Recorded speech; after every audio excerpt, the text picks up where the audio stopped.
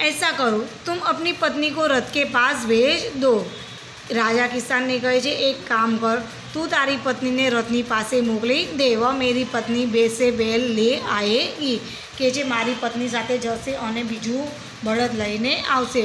તબ તક મેં તુમારે હલ મેં જૂતूंगा, કે છે ત્યાં સુધી હું તારું હળ જોતીશ। આવું કોણ કહે છે? રાજા કિસાનને કહે છે। કિસાન इस बात पर राजी हो गया, किसान ए बात पर राजी थई गयो। राजा भोज हल में जूत गए और किसान की पत्नी रथ के पास चली गई। राजा किसानना हाथमां जोड़ी जाए छे अने किसाननी पत्नी छे ए रथनी पासे जाए छे। उसने रानी को सारी बात बता दी, एणे रानी ने सारी बात कही दीदी। रानी ने पूरी बात सुनकर कहा, तुम्हारा बैल तो कमज़ोर होगा। रानी ने कहे छे कि तारू बळद तो कमज़ोर हशे, वह हमारे बैल का साथ नहीं दे सकेगा, के छे ए तारू बळद तो कमज़ोर हशे, ए मारा बळदनो साथ आपी शकशे नहीं। इसलिए तुम दोनों ही बैल ले जाओ, के छे राजानी पत्नी कहे छे कि एक काम कर, तमारू बैल नमरू पड़ी गयो छे, तू मारा बने ज लई जा। किसान की पत्नी दोनों बैल लेकर खेत पहुँची। किसाननी पत्नी बने बळद लईने खेतर पाछी आवे छे। किसान बहुत प्रसन्न हुआ। किसान ए बने बळदने जोवे छे अने खूब ज खुश थाय छे। राजा भोजने कहा, अगर कभी कोई दिक्कत हो तो मेरे पास आना, त्यारे तमने कोई पण तकलीफ हो तो तमे मारी पासे आओ। कहकर राजा भोज ने उससे अपना परिचय दिया तो किसान ने बहुत शर्मिंदा हुआ। કહે છે આ બધું થયા પછી રાજા કિસાનને કહે છે, પોતાનો પરિચય આપે છે કે હું રાજા છું, ત્યારે કિસાન ખૂબ જ શર્મિંદા થાય છે। उसने राजा से बार बार क्षमा मांगी। किसान राजा पासे वारंवार क्षमा मांगे छे। राजा प्रसन्न होकर वापस चले गए।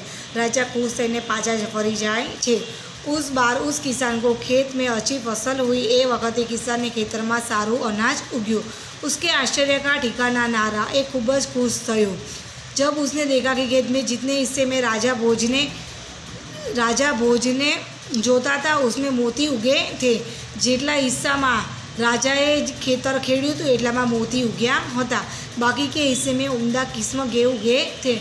बाकीना हिस्सा में थोड़ा घणा घऊँ उग्या हता। किसान बहुत प्रसन्न हुआ। किसान खूब ज खुश थयो। किसान ने सारे मोती इकट्ठे किए और राजा भोज के पास जा पहुँचा। किसान बधा ज मोती भेगा करे छे अने राजा भोजनी पासे दरबार में जाए छे। उसने सारे मोती राजा भोज के चरणों में रख दिए। ये बधा जुगेला मोती राजा भोजना चरणों में किसान राखी दे छे और राजा को सारा किस्सा कह सुनाया अने किसान राजा ने बधुं ज कहे छे। राजा ने कहा, ये मोती तुम्हारे खेत में उगे। राजा किसान ने कहे छे कि आ मोती तारा खेतर में उग्या छे, इन पर तुम्हारा हक है। आना पर तारो हक छे। इन्हें तुमने अधिकार में तुम्हें अपने अधिकार में रखो। आ तमे पोताना अधिकार में राखो। नहीं महाराज, यो आपके परिश्रम का प्रताप है। नहीं महाराज, आ तो तमारा मेहनतनु फल छे, इसलिए मैं इन्हें नहीं ले जाऊँगा। के जे एटला माटे हूँ आने लई जईश नहीं। मेरी प्रार्थना है कि आप इतना राजकोष में जमा कर ले और गरीबों की भलाई के लिए काम में ले। किसान राजा ने कहे छे कि आ उगेला मोती तमे अहींया तमारा राजकोष में जमा करी लो अने गरीबोनी सेवा करवा माटे काम में लई लेजो। किसान ने प्रार्थना की। किसान एवी राजा ने प्रार्थना करे छे। किसान की बात सुनकर राजा बहुत प्रसन्न हुए और उन्होंने मोती स्वीकार कर की। किसाननी बात सांभळीने राजा खूब ज खुश थाय छे अने ए मोती स्वीकारी લે છે। आ पाठनी अंदर આપણે ફરીથી એકવાર આ પાઠનું વર્ણન કરીએ। પાઠની અંદર એક રાજ્ય હોય છે, એમાં રાજા રાજ કરતા હોય છે અને પ્રજાની પરેશાની કઠણાઈઓ દુઃખ જોવા માટે રાજા નગરમાં ફરવા નીકળે છે। ત્યારે રાજા જુએ છે કે ખેતરમાં એક કિસાન ખેતર ખેડતો હોય છે। ત્યારે એક કિસાનમાં એક જ બેલ હોય છે અને બીજી જગ્યા બીજા બળદના સ્થાન ઉપર પોતાની પત્ની હોય છે।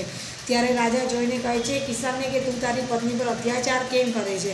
તો કિસાન રાજાને કહે છે મારી પાસે એક જ બળદ છે, બીજું બળદ ખરીદવા માટે પૈસા છે નહીં, તો હું બીજું શું કરું?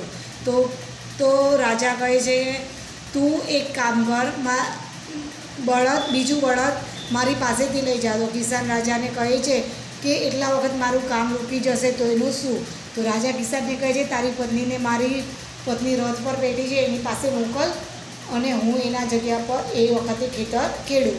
પછી કિસાનની પત્ની રથ પર જાય છે અને બધી વાત કહે છે અને એની સાથે જઈને બે બળદ લઈને આવે છે. રાણી કહે છે કે તારું બળદ કમજોર હશે, એક કામ કર તો એકની જગ્યા પર આ 2 બળદ લઈ જા. એ 2 બળદ લઈને પાછી ખેતર પર ફરે છે ત્યારે કિસાન એ જોઈને ખૂબ જ ખુશ થઈ જાય છે અને પછી રાજા કિસાનને પોતાનો પરિચય આપે છે. ત્યારે કિસાન રાજા પાસે ક્ષમા માંગે છે અને રાજાએ જેટલા ભાગમાં ખેતર ખેડ્યું હોય છે એટલા ભાગમાં મોતી ઉગ્યા હોય છે. તો એ મોતી લઈ જઈ કિસાન રાજાને રાજ દરબારમાં જાય છે અને કહે છે કે આ તમે લઈ લો. રાજા કિસાનને કહે છે કે આ તારો અધિકાર છે, તું આને રાખ. પણ કિસાન એને પ્રાર્થના કરે છે અને કહે છે કે તમે આ મોતી સ્વીકારી લો અને ગરીબોની ભલાઈ માટે ગરીબોની ભલાઈ માટે આનો ઉપયોગ કરજો. અહીંયા આપણું પ્રથમ સત્ર પૂરું થાય છે અને બધાની સ્વાધ્યાય પોથી પૂર્ણ હોય અને આખી સ્વાધ્યાય પોથીના ફોટા પાડીને મને હોમવર્કમાં લાસ્ટ હોમવર્ક બધા મોકલશે.